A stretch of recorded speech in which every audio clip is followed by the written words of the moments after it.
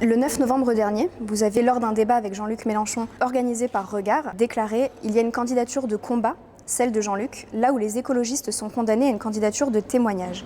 Est-ce que selon vous, Jean-Luc Mélenchon est aujourd'hui le plus à même de défendre le combat de l'écologie en politique? Jean-Luc Mélenchon a fait un réel progrès, une réelle démarche vers l'écologie, qui n'est pas d'ailleurs pour sa part une opération politicienne et électorale, mais qui est un vrai chemin vers la problématique de l'écologie.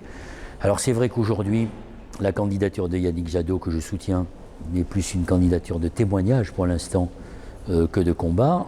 Nous avons quelques mois devant nous pour essayer d'apporter la preuve que nous méritons mieux qu'une candidature de témoignage. En quoi la candidature de Yannick Jadot ne serait qu'une candidature de témoignage? Dans la mesure où l'écologie politique s'est beaucoup discréditée, notamment notre groupe à l'Assemblée nationale qui n'a même pas réussi à aller jusqu'à la fin du mandat, le travail est compliqué et difficile pour essayer de convaincre les Français de la validité du projet politique de l'écologie, qui est pourtant sans doute le seul vrai projet alternatif qui existe dans le champ politique. L'année dernière, vous publiez « Changeons le système, pas le climat, manifeste pour un nouveau monde ». Concrètement, comment les citoyens peuvent reprendre le pouvoir et changer le système? Comment on reconstruit la gauche et l'écologie?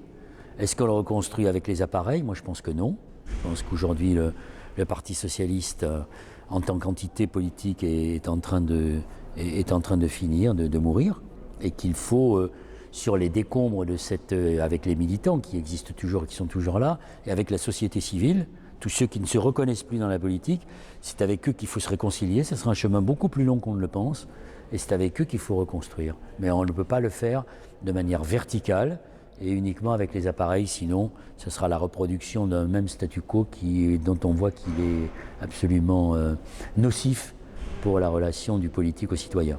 Donc vous pensez, comme Jean-Luc Mélenchon a pu le formuler, qu'il faudrait que la plèbe se forme en assemblée constituante, éventuellement pour former une 6e République Oui, la 6e République, c'est une nécessité, notamment pour réformer les institutions, pour que nous soyons, pour que les familles politiques qui sont aujourd'hui minoritaires puissent exister de manière beaucoup plus importante dans le débat politique et dans les institutions démocratiques.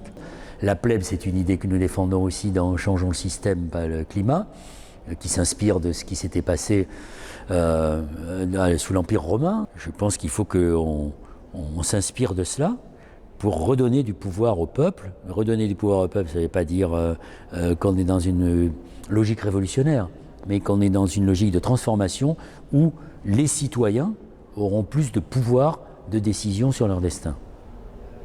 Merci beaucoup, monsieur. C'est moi qui vous remercie.